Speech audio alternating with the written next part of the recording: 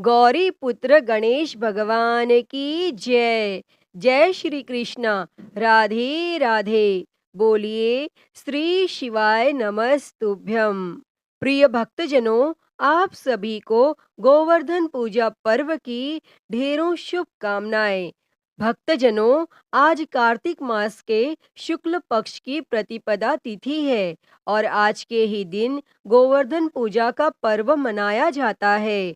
कुछ स्थानों पर इसे अन्नकूट के नाम से भी जाना जाता है। अन्नकूट शब्द का अर्थ होता है अन्न का समूह।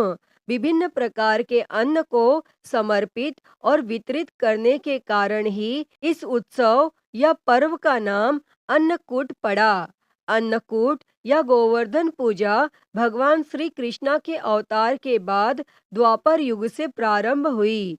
इसमें हिंदू धर्म के लोग घर के आंगन में गाय के गोबर से गोवर्धन नाथ जी की प्रतिमा बनाकर उनका पूजन करते हैं। उसके बाद गिरिराज भगवान को प्रसन्न करने के लिए उन्हें अन्नकूट का भोग लगाया जाता है। इस दिन अनेक प्रकार के पकवान मिठाई से भगवान को भोग लगाया जाता है। इस दिन धन दौलत गाड़ी अच्छे मकान के लिए भगवान श्री कृष्ण जी और माँ लक्ष्मी जी को प्रसन्न किया जाता है ताकि नौकरी या व्यापार में खूब तरक्की मिल सके। तो भक्तजनों, आज हम इस वीडियो में गोवर्धन पर्व की बड़ी ही दुर्लभ कथा को सुनेंगे। इन कथाओं को सुनने से मनुष्य की सभी मनोकामनाएं पूर्ण हो जाती हैं। तो आप सभी भक्तजन इन कथाओं को बड़ी ही श्रद्धा, ध्यानपूर्वक और प्रसन्नचित्त मन से पूरा अवश्य सुनिएगा। तो सभी प्रेम से बोलिए श्री राधा कृष्ण भगवान की जय। कथा के अनुसार भगवान की गोवर्धन लीला के समय जब इंद्र देव वर्षा और विनाश का तांडव करके थक गए, वह वृंदावन और वृंदावन वासियों का कुछ भी अहित नहीं कर पाए, तब वह बहुत लज्जित हुए। वह भगवान लीला और उनकी शक्ति को पहचान चुके थे। उनका अभिमान चूर चूर हो चुका था। वह भगवान से अपने कृत्य के लिए क्षमा मांगने की सोच रहे थे, किंतु साहस नहीं कर पा रहे थे। तभी आकाश मार्ग में तेज प्रकाश उत्पन्न हुआ और घंटियों की मधुर ध्वनि गूंजने लगी और कुछ ही देर में गौ माता सुरभि वहां प्रकट हुई और इंद्र को संबोधित करते हुए बोली, हे देवराज, मैंने अब तक आपको गौ वंश का रक्षक ही समझा था, किंतु अब मेरा भ्रम टूट चुका है। आपने अपने अहंकार के कारण वृंदावन के पूर्ण गौवंश को समाप्त करने के लिए अपनी पूरी शक्ति का प्रयोग किया है, किंतु धन्य है भगवान श्री कृष्ण, जिन्होंने गौवंश की ही नहीं समस्त वृंदावन वासियों की आपके कोप से रक्षा की। सत्य में तो वही गौ रक्षक है, जिन्होंने गौवंश के किसी भी प्राणी का तनिक भी अहित नहीं होने दिया। अतः मैं आपको गौवंश का रक्षक मानने से इनकार करती हूँ। मैं जा रही हूँ वृंदावन की पावन धरती पर, जहाँ भगवान श्री कृष्ण अपनी लीला कर रहे हैं। मैं जा रही हूँ श्री हरि के चरणों की वंदना करने। और ऐसा कहकर गौ माता सुरभि वृंदावन की ओर चल दी और वृंदावन पहुंचकर गौ माता सुरभि भगवान श्री कृष्ण के सम्मुख प्रकट हुई और गौ माता को अपने सम्मुख देखकर भगवान कृष्ण अत्यंत प्रसन्न हुए और उन्होंने उनके आने का कारण पूछा। तब गौ माता सुरभि बोली, हे स्वामी, आप तीनों लोकों के पालनहार हैं। आज आपने अपनी लीला से वृंदावन के समस्त गौवंश की रक्षा की है। मैं आपके चरणों की वंदना करती हूँ। हे नाथ, आज मैं बहुत प्रसन्न हूँ। हे स्वामी, यूं तो समस्त सृष्टि आपके संकेत मात्र से ही चलायमान है। आप ही समस्त सृष्टि के उत्पत्ति का कारण हैं। आप ही एकमात्र दाता हैं। समस्त संसार आप ही से उपभोग प्राप्त करता है, किंतु हे स्वामी, आज मैं आपको कुछ देना चाहती हूँ, कृपया कर उसे स्वीकार करें।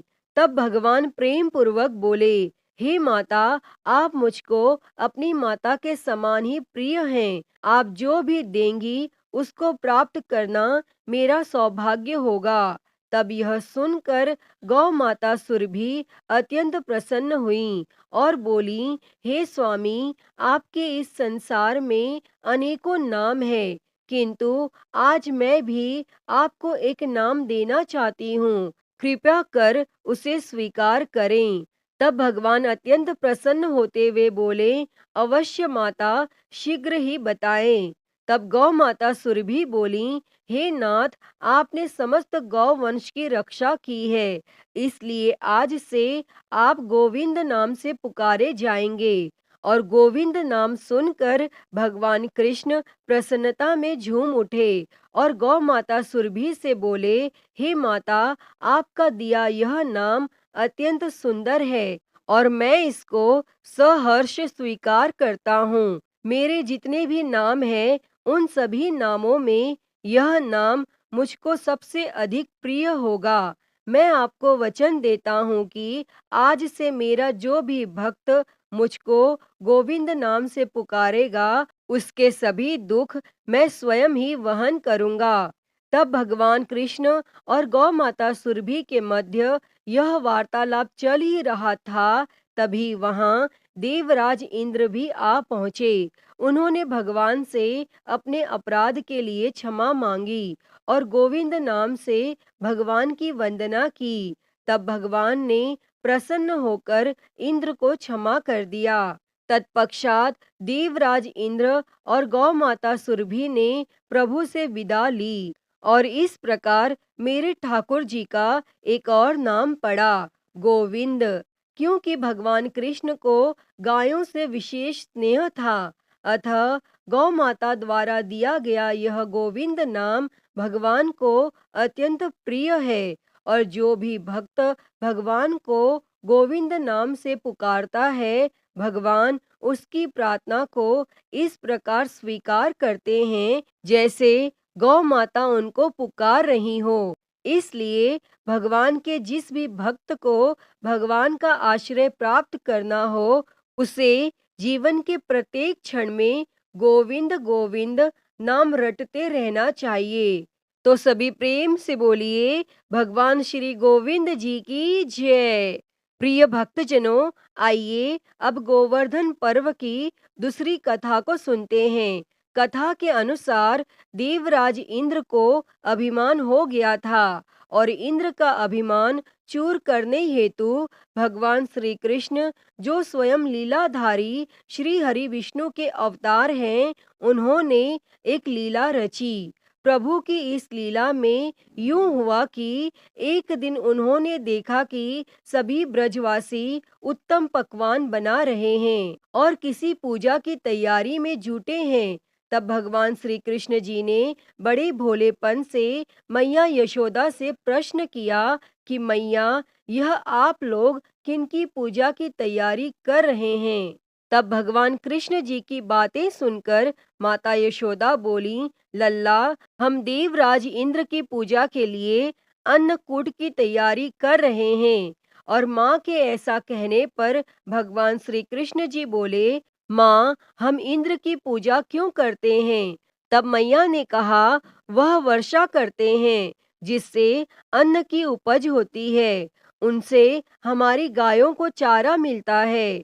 तब भगवान श्री कृष्ण जी बोले, हमें तो गोवर्धन पर्वत की पूजा करनी चाहिए, क्योंकि हमारी गाय वहाँ चरती हैं। इस दृष्टि से गोवर्धन पर्वत ही पूजनीय है। और इंद्र तो कभी दर्शन भी नहीं देते, वह पूजा न करने पर क्रोधित भी होते हैं। अतः ऐसे अहंकारी की पूजा नहीं करनी चाहिए। तब लीलाधारी की लीला और माया से सभी ने इंद्र के स्थान पर गोवर्धन पर्वत की पूजा की। तब देवराज इंद्र ने इसे अपना अपमान समझा और मूसलाधार वर्षा आरंभ कर दी। तब प्रलय के समान वर्षा देखकर सभी ब्रजवासी भगवान कृष्ण को कोसने लगे कि सब इनका कहाँ मानने से हुआ है। तब मुरलीधर ने मुरली कमर में डाली और अपनी कनिष्ठा उंगली पर पूरा गोवर्धन पर्वत उठा लिया और सभी ब्रजवासी को उसमें अपने गाय और बछड़े समेत शरण लेने के लिए बुलाया। और तब इंद्र कृष्ण की यह लीला देखकर और क्रोधित हुए। फलतः वर्षा और तेज हो गई। इंद्र का मान मर्दन के लिए तब श्री कृष्ण ने सुदर्शन चक्र से कहा कि आप पर्वत के ऊपर रहकर वर्षा की गति को नियंत्रित करें, और शेषनाग से कहा कि आप मेढ़ बनाकर पानी को पर्वत की ओर आने से रोकें। और इंद्र निरंतर 7 दिन तक मूसलाधार वर्षा करते रहे। तब उन्हें लगा कि उनका सामना करने वाला कोई आम मनुष्य नहीं हो सकता। अतः वे ब्रह्मा जी के पास पहुंचे और सब वृत्तांत कह सुनाया। तब ब्रह्मा जी ने इंद्र से कहा कि आप जिस कृष्ण की बात कर रहे हैं वह भगवान विष्णु के साक्षात अंश है और पूर्ण पुरुषोत्तम नारायण है। तब ब्रह्मा जी के मुख से यह सुनकर इंद्र अत्यंत लज्जित हुए और भगवान श्री कृष्ण जी से कहा कि प्रभु, मैं आपको पहचान न सका, इसलिए अहंकारवश भूल कर बैठा। आप दयालु हैं और कृपालु भी, इसलिए मेरी भूल को क्षमा करें। इसके पश्चात देवराज इंद्र ने मुरलीधर की पूजा कर उन्हें भोग लगाया और भगवान से क्षमा मांगकर अपने लोक को चले गए। तब भगवान श्री कृष्ण जी के कहने पर ब्रज के लोग अपने पशु आदि के साथ में पर्वत के नीचे से निकलकर अपने घरों को चले गए और भगवान श्री कृष्ण जी ने पर्वत को उसी स्थान पर ज्यों का त्यों रख दिया। अतः हे गोवर्धन महाराज, हे भगवान श्री कृष्ण जी, जिस प्रकार से आपने ब्रजमंडल के निवासियों की भारी वृष्टि से रक्षा की, उसी प्रकार से हमारी भी सभी प्रकार की मुसीबतों से रक्षा करना। अपनी छत्र छाया में हमको सदैव सुरक्षित रखना। हमको सदैव सदमार्ग में ही प्रेरित करना। और उसी दिन से भगवान श्री कृष्ण जी का ही एक नाम गिरिराज धरण हो गया। तो सभी प्रेम से बोलिए, श्री राधा कृष्ण भगवान की जय, गिरिराज महाराज की जय।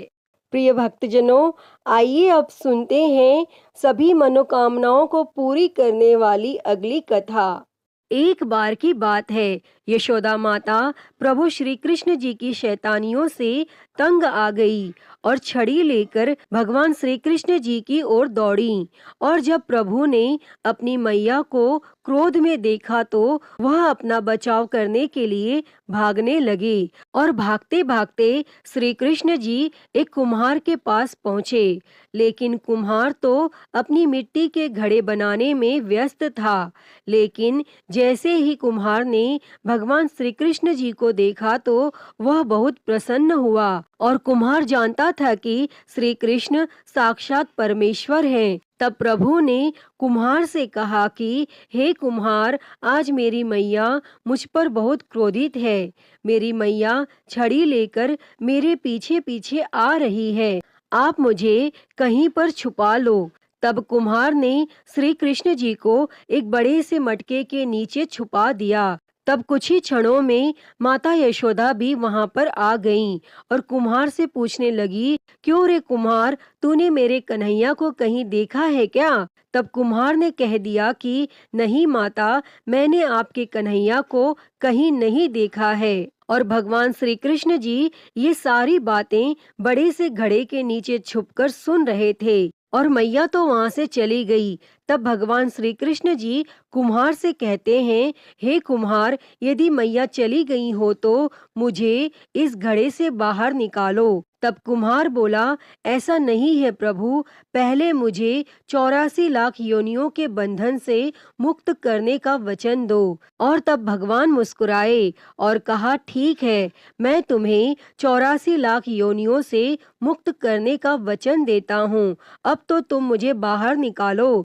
तब कुम्हार कहने लगा, मुझे अकेले नहीं प्रभु जी, मेरे परिवार के सभी लोगों को भी 84 लाख योनियों के बंधन से मुक्त करने का वचन दो, तो मैं आपको इस घड़े से बाहर निकालूंगा। तब प्रभु जी कहते हैं, चलो ठीक है, उनको भी 84 लाख योनियों के बंधन से मुक्त होने का मैं वचन देता हूँ।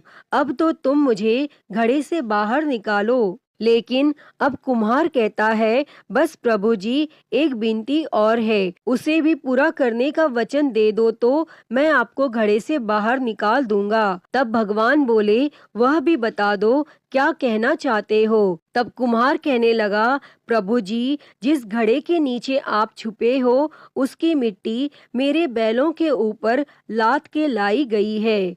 मेरे इन बैलों को भी 84 के बंधन से मुक्त करने का वचन दो।